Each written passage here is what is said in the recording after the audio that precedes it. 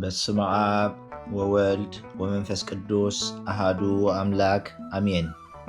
ስንክሳር ዘወርሃ ግንቦት ዕለት 19 ግንቦት። በዛ ዕለት እዚኣ ቅዱስ አባ ይስሐቅ አረፈ። ንሱ ኣብ ኣድባራት መቃርስ ቀሲስ ነበረ።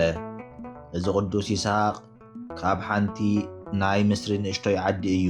ወለዱ ከዓ ድኻታት ነበሩ፣ ብምግባር ሰናይ ግና ሃብታማት ነበሩ።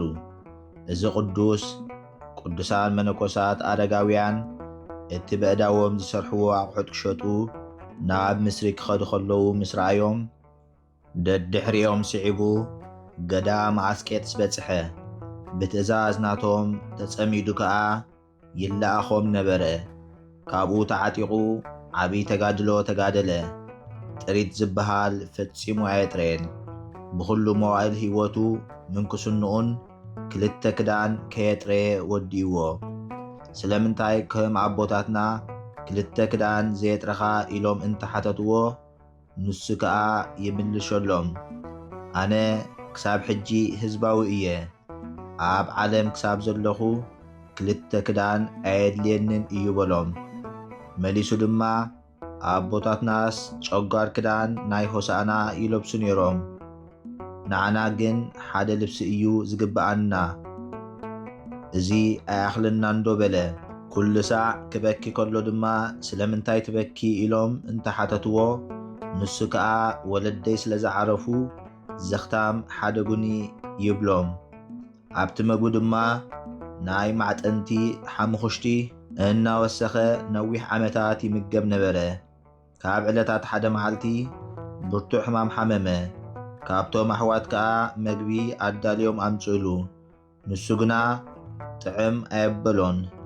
እቲ ዘምፅኣሉ ሓው ከዓ እቲ መግቢ ንዓኻ ጽቡቕ እዩ፣ ንሕማምካ እውን ፈውሲ ክኾነካ እዩ ኢሉ ንኽበልዖ ብዙሕ ለመኖ።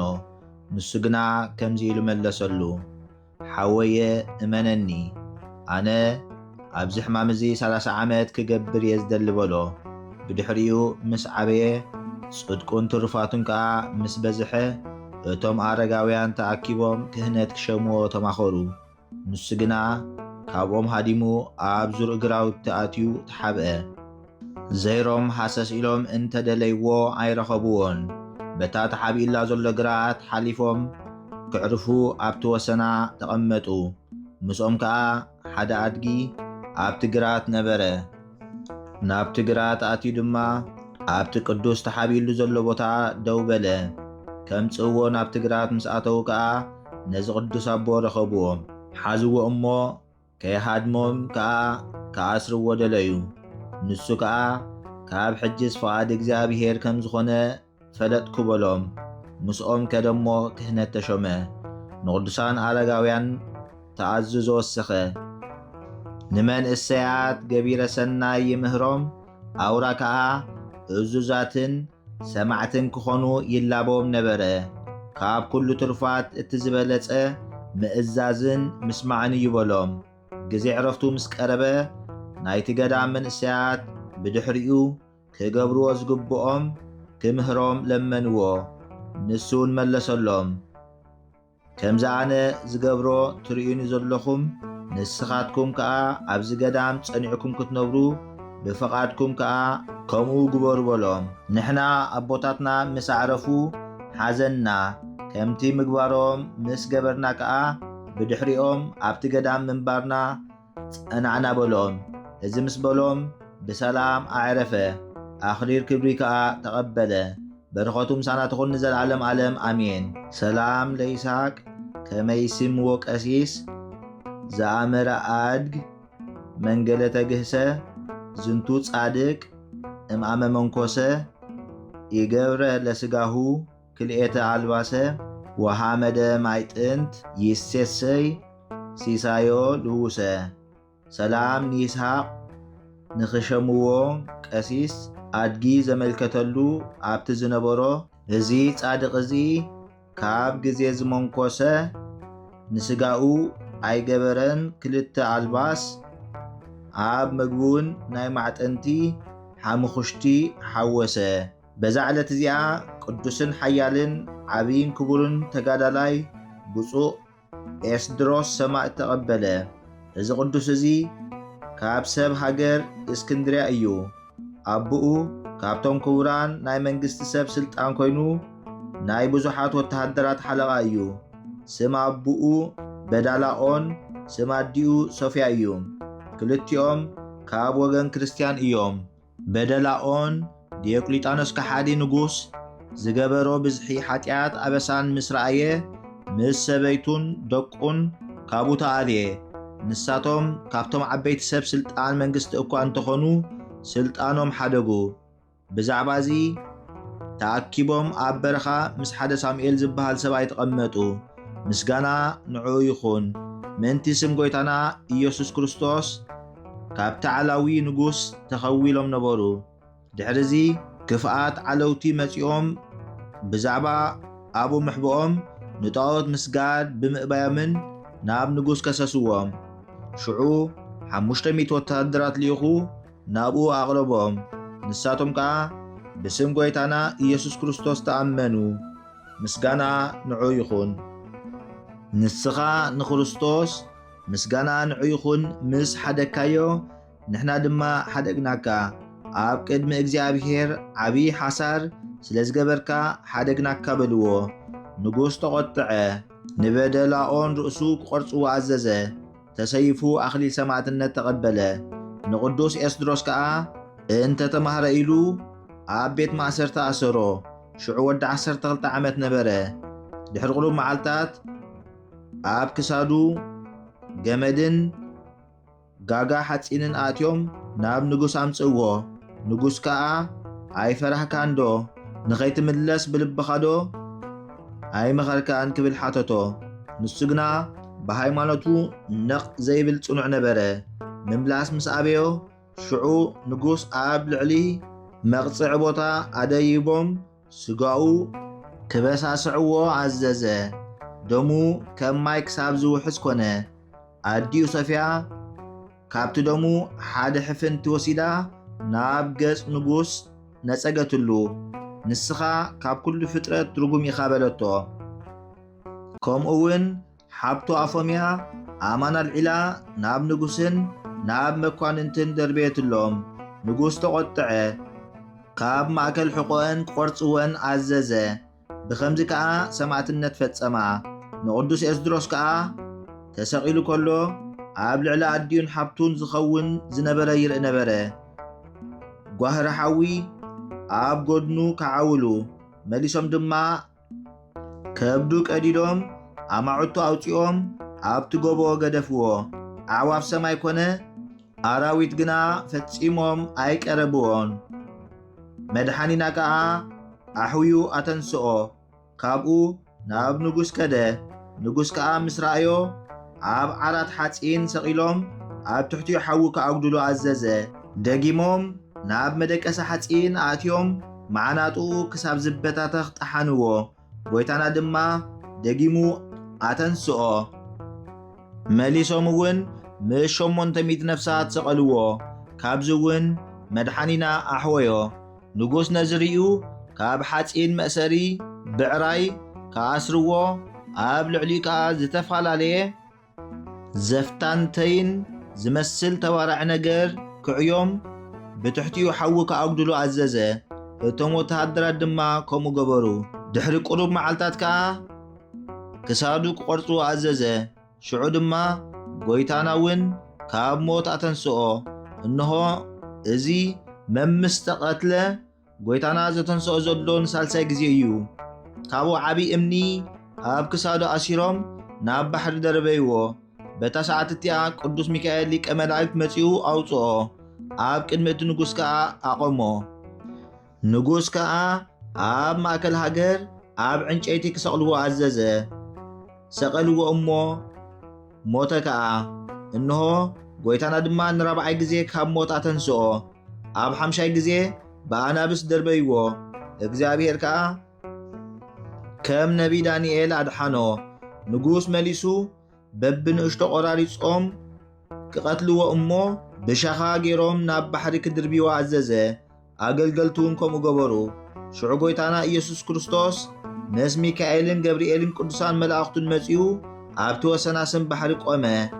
ካብ ባሕሪ ኣውፅኦ፣ ብዘይገለ ጉደት ድማ ኣተንስኦ። ንጉሥ ከዓ ሓፊሩ ዝገብሮ ምስ ሰኣነ ምስቶም ናቱ ተማኸረ። ናብ ብሔረ ሰሎንቅያ ክሰዶ ኣብኡ ክቐጽዕዎ ወሰነ። ኢደ እግሮ ኣሲሩ ሰደዶ። ገዛይ ሃገር ሰሎንቅያ ድማ ምስኡ ሕብረት ገበረ። ምኽንያቱ ቅድም ይፈልጦ ስለ ዝነበረ። ንጉሥ ሰሚዑ ተቖጥዐ። ነቲ መኮንን ከምጽእዎ ኣዘዘ። ንቅዱስ ኤስድሮስ ከዓ ናብኡ መለሶ። ብጽምእን ጥሜትን ኣብ ቤት ማእሰርታ ኣተዎ። እዚ ቅዱስ ግና ብመጠን እቲ መሃረምቱ ዓበይቲ ተኣምራትን መንክራትን ይገብር። ንኹሎም ሕሙማት ድማ የሕውዮም ነበረ። 19 ግንቦት ምስ ኮነ ንጉሥ ካብቲ ዓዲ ወፃኢ ኣውፂኦም ኣብ መስቀል ክሰቕልዎ ኣዘዘ። ግዜ 6 ሰዓት ፍርቂ መዓልቲ ሰቐልዎ። ኣየር ከዓ ብመላእኽቲ ተመልአት። መድሓኒና ድማ ኣብ ማእከሎም ነበረ። ኪዳናት ከዓ ኣተወሉ። ሽዑ ነፍሱ ኣረከበ። ንዘለዓለም ዘይበሊ ኣኽሊል መንግሥቲ ተቐበለ። ቁጽሪ ዓመታት ዝተሳቐየሉ ካብ መጀመርያ ክሳብ ፍጻሜ ድማ ከምዚ ዝስዕብ እዩ። 5 ዓመት ኣብ ቤት ማእሰርቲ ቅድሚ ምስቃዮም፣ 1 ዓመት ኣብ ሰሎንቅያ ተኣስረ። ኣብ ሃገር አንጾኪያ 12 ዓመት ብስቃይን መቕጻዕትን ነበረ። ኩሉ ተደሚሩ 18 ዓመት ኮነ። በረኸቱ ምሳና ይኹን ንዘለዓለም ዓለም ኣሜን። ሰላም ለኤስድሮስ ንጹሃ ሥጋ ወሃልያ ወልደ በንደላኦን ዘአንጾኪያ ድህረ ኮነንዎ ሎቱ በዘዚአኹ ኣርአያ ምስለ እህቱ አፎምያ ወምስለ እሙ ሶፊያ በእንተ ስሙ ተሰቅለ ለክርስቶስ ቼንያ። ሰላም ንኤስድሮስ ንጹህ ሥጋ ምስ ሕልና ወዲ በንደላዎን ናይ አንጾኪያ ንዑ ምስ ቀጽዕዎ ብዝተፈላለየ ኣርአያ ምስ ሓብቱ አፎምያ ምስ ኣዲኡ ሶፊያ ምእንቲ ስሙ ተሰቕለ ንክርስቶስ ፈጣሪ። ሰላም እብል 80 አይላፈ 50 አማእተ ወ50 ዘዚአሆሙ ትራፈ ማህበራነ ኤስድሮስ እሉ ተመሲሎሙ አይላፈ ለሃውጾትየ ይምጽኡ ዘልፈ እንዘ የትጓኡ ምስለ ክንፍ ክንፈ።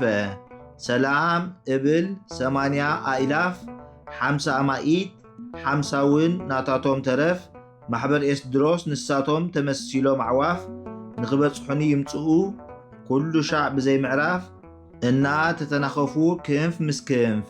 በዛ ዕለት እዚኣ ኣባ ዮሴፍ ብርሃን ዓለም ኣዕረፈ። እዚ ቅዱስ እዚ ኣብ ቤት ኣቦኡ ከሎ ኩሉ ጥበብ እዚ ዓለም እዚ ተማህረ። ዝረኣይዎ ክሳብ ዝድነቑ መጽሓፍቲ ቤተ ክርስቲያን ድማ ተርጎመ። ድቁና ተሸመ። እግዚአብሔር ንድሕነት ነፍሱ ምስ ፈቐደሉ ብርሃናዊ መልአኹ ቅዱስ ሚካኤል ለኣኸሉ። ኦ ዮሴፍ ነዚ ሓላፈ ዓለም ተፍቅሮ ዲኻ? ምስቲ ኣብ ውሽጡ ዘሎ ኩሉስ ጨናውዶ ኣይኮነን በሎ። ካብ ሽዑ ጾምን ጸሎትን ጀመረ። ንእግዚአብሔር ከዓ ናብቲ ንሱ ዝሓረዮ መንገዲ ክመርሖ ክልምን ጀመረ። ሓደ ፈላሲ ኣብ ከባቢ ወለቃ ኣባ ዘካርያስ ዝስሙ ነበረ። ንሱ ካብ ኣዝማድ ኣባ ዮሴፍ እዩ። ኣጸሚ ወሲዱ ኣልባስ ምንኩስና ኣልበሶ ናብ ምድሪ ትግራይ ወሰዶ። ኣብኡ ተግባር ኢድ ጽሕፈትን ምስፋይ ልብስን ምንኩስናን ተማህረ። ካብኡ ክልቲኦም ናብ ገዳም ኣተዉ። በብናቶም ድኻም ፍረ ኣእዋም በረኻ እናተመገቡ ነበሩ። ብሓራምዝን በናብስን ብተመናትን እናተፈተኑ ነበሩ። ንእግዚአብሔር ብምእማን ብሓይሊ ጽድቅን ብዙሕ ተኣምራት ገበሩ። ኣባ ዘካርያስ ውዑይ ድስቲ ብጻዕዳ ኢዱ ኣልዒሉ ኣብ ቅድሚ እቶም ኣሕዋት ኣዘሮ። ኣባ ዮሴፍ ከዓ ብዝተሰብረ መግቢ ዘብስልሉ ጻሕሊ ጸብሑ ከይተኻዕወ ከም ቅድሙ ኣላገቦ። ሓደ ሕያዋይ ሰብ ኣገልጋሊ ህዝባዊ ከሎ ከጠምቕዎ ምስ ደለዩ ኣብ ግዜ ሞቱ ከም ዝበሎም እምበኣራነ ብኢደይ ከጠምቐኩም ጎይታይ ኢየሱስ ክርስቶስ ሎሚ ኤጲስቆጶስ ሾይሙኒ እዩ በሎም። እዞም ቅዱሳን ከምዚ ገይሮም ነናቶም ስነ ምግባሮም አርአዩ። ካብኡ ናብ ጳጳስ ወሰድዎ እሞ ቅስና ተሾመ። አባ ዘካርያስ ምስ ዓረፈ አባ ዮሴፍ ናብ ካልእ ገዳም ገዓዘ። ደው ኢሉ ከይተቐመጠ 40 መዓልቲ ጾመ። ብድኻም ምስ ወደቐ ቅዱስ ሚካኤል መጺኡ አተንስኦ። ደጊሙ ኣብ ገምገም ጸድፊ ኣእዳው ምስ ዘርግሐ ከይኣከቦ 40 መዓልቲ ቆመ። ሰይጣን መጺኡ ናብቲ ቆላ ንታሕቲ ኣጽደፎ። ቅዱስ ሚካኤል ከዓ ተቐቢሉ ናብ ምቕዋም መለሶ። መሊሱ ኣብ በዓቲ እምኒ ኣተወ። በዘይ መግብን መስተን 40 መዓልታት ገበረ። ሰይጣውንቲ ናብኡ መጺኦም ብዝተፈላለየ ምትሓት የፍርሕዎ እሞ መላእኽቲ ከዓ የጸናንዕዎ ነበሩ። ረሃጹ ብኹሉ ኣካለቱ ክሳብ ዝውሕዝ በብእልፊ 10 ይሰግድ ነበረ። ካብኡ ኩሉ ኣድባራት ትግራይ ዓዊዱ ናብ ምድረ ሰሜን ተሳገረ። ናብ መቓብር ያሬድ ኣትዩ ኣብ ኣፍ በዓቱ ተቖሪጹ ብዝረኸቦ አንቀጸ ብርሃን ተማህረ። ሸፋቱ ምስ ረኸብዎ በእማን ደብደብዎ፣ ብበትሪ ወቕዕዎ፣ ብኺናውቲ ወጊኦም ገደፍዎ። እግዝእትነ ማርያም መጺኣ ፈወሰቶ። ሓደ መዓልቲ ናይ ሰበይቲ ሬሳ ረኸበ። ኣብ ልዕሊኣ ብትእምርተ መስቀል ምስ ባረኸ ተንስአት። ካብኡ 3 ግዜ ኢየሩሳሌም ነገደ። ኣብ ቅዱሳን ቦታታት ተባረኸ። ኣብ መቓብር ጴጥሮስን ጳውሎስን፣ ኣብ መቓብር ኩሎም ሐዋርያት ክሳብ ሃገር ባርቶስን ህንድን በጽሐ። ኣብ ማያት ዝመልኣ ሩባታት ክበጽሕ ከሎ ኣብ ልዕሊኡ የማዕትብ እሞ ከም ምድሪ በእጋሩ ይሳገር ነበረ። ኣናብስን ኣናብርን ይኽተልዎ ነበሩ። ዝብላዕ ምስ ሰኣኑ ኣብ ልዕሊ እምኒ ይባርኽ እሞ ስጋ ይገብረሎም ነበረ። ካብኡ ናብ ገዳም ደብረ ሊባኖስ ናይ ኣቡነ ተክለ ሃይማኖት ከደ። ካብ ኢድ ኣባ ተወልደ መድህን ከዓ ኣስኬማ ተቐበለ። ኣባ ተወልደ መድህን ከዓ ክፍትኖ ደልዩ 7 ጨናፍር ጽሕዲ ሰቢሩ ክተኽሎ ሃቦ። ምስ ተኸሎም ድማ ሽዑ ንሽዑ ጸደቑ፣ ጨብጨቡ፣ ዓበዩ። ክሳብ ሎሚ ድማ ኣለዉ። ብዙሓት ናብኡ መጺኦም ድማ ብኢዱ ምንኩስና ተቐበሉ። ብስም እግዚኣብሔር ኣብን ብስም እግዝእትነ ማርያም ኣብ ዝሃነጻ ቤተ ክርስቲያን ኣብ ሓደ ቦታ ነበሩ። ሓደ መዓልቲ ብራእይ ብኽልተ ወገን ድንግል ዝኾነት እግዝእትነ ቅድስት ድንግል ማርያም ዕጣን ሃበቶ። ምስ 24 ካህናት ሰማይ መንበር ጸባኦት ጎይታ ዓጠነ። ሐዋርያት ብዙሕ ግዜ ናብኡ መጺኦም ይባርኽዎ ነበሩ። ሓደ መዓልቲ ነብሪ ሕፃን ካብ ኣዲኡ ወሰደ። ብስሙ ምስ ኣምሓለቶ ድማ ኣብ ሳልሳይ መዓልቲ ወዳ መለሰላ። ንደቁ ከዓ ገንዘብ ኮነ እንስሳ ከየጥርዩ፣ ስጋ ከይበልዑ፣ ወይኒ ሜስ ከይሰትዩ፣ ትሕትናን ሕያውነትን ክመሃሩ፣ ዘይጠቅም ዘረባ ከይዘረቡ፣ ኣብ ቤተ ክርስቲያን ከይስሕቁ፣ እዝን ኩሉ ንዕኡ ዝመስልን ስርዓት ቆነና ሰርዓሎም። ህይወቱ ብድኻም ብተጋድሎ ምስ ፈጸመ ብሰላም ኣዕረፈ። ብስም ደብረ ታቦር ኢሉ ኣብ ዝሰመያ ቤተ ክርስቲያን ተቐብረ። ካብኡ ከዓ ዘይቁጸሩ ተኣምራትን መንክራትን ተራእዩ። በረኸቱ ምሳና ትኹን ዘለዓለም ዓለም ኣሜን። ሰላም ለዮሴፍ መንፈሰ ዮሴፍ ዘነስአ ከመ ይለቡ ስውረ ወከመ ይፈክር ህቡአ እንዘ ያፈጥን ጸልዮ ወእንዘ ይሰግድ በጉግአ ውስተ ገጸ ምድር ሃበ ፍጹመ ተጎድአ ኣርአያ ሃሊብ ጸዓዳ ዓይነማይ ነቃ። ሰላም ንዮሴፍ መንፈስ ዮሴፍ ዝተቐበለ ዝተሰወረ ክፈልጥ ክትርጉምውን ዝተኸወለ እናቐልጠፈ ንጸሎት እናሰገደውን ወዓለ። ገጹ ኣብ ገጽ ምድሪ ድፍእ ምሳበለ ብምስሊ ጻዕዳ ጸባ ዓይንማይ ፈልፈለ። በዛ ዕለት እዚኣ ንኣቡነ ኣብየ እግዝእ መዘከርትኡ ኮነ። برخته مسانا يخون نزل عالم عالم آمين. سلام لمريت سقاك ذاته بسلطان كما يفتسم انبلي عفا عراويت قرمان عبي اكزي صادق قنية إيسوس مدهن اسر هايلت اريا زوتو سيطان تقاومتو ايك باسي مسكين. سلام نمريت سقاخا زتوهبو سلطان كاب مبلع كلوغم عف عراويت قرمان عبي اكزي صادق جزو إيسوس مدحن حيلي صلاتية اسر نسون سيطان مقوامو ايك النيو فتاويخا مسكين. زقربكو مهليت الزخاخير ايلاف كابتو مازوتي روم زقلقلوخا كل جزي بزي معراف انداخنبب تقبل ناي دخلنتي مصحف زقبركا قويتا نايتا مبلت مباوكوف كاب زأتو هابتامات ناي هابتوم ترف قدوسان نبيات حوارياتون سباخيان سماعتات مستعدقان دناقل كا منكوسات ونهيران بارخو محبر الزاقدست بيت كريستيان كاب زعابي شماقل كساب زناسة هتسان نزي صحافو بمصحف نزي صحافو بمدراس نزنببو نزترقمو بلسان حديث نقالو نزي سامعه بإذن منفس بصولتات ديو مريم عراقيت كاب كل مباس أحبير يمحرنا يسوس كريستوس. سلام نعخوم صادقان مس سمايت زعرفكم بزلو معلت نعالم زسنفكم يخوم نسخاتكم بكل تعجست اب قدم فتاري لمنو بكل ساعات بزي كان السحان عنا كيوسدنا موت. سلام نعخوم ناي زعلت زياد صادقان كلكم صبوتن انستن ببا اسماتكم قدسان سماين مدرن محبر سلاسي نسخم منت مريم اديو ذكرونا بصلوتكم نختحلونا تمحصينا اللونا بناي كريستوس دم.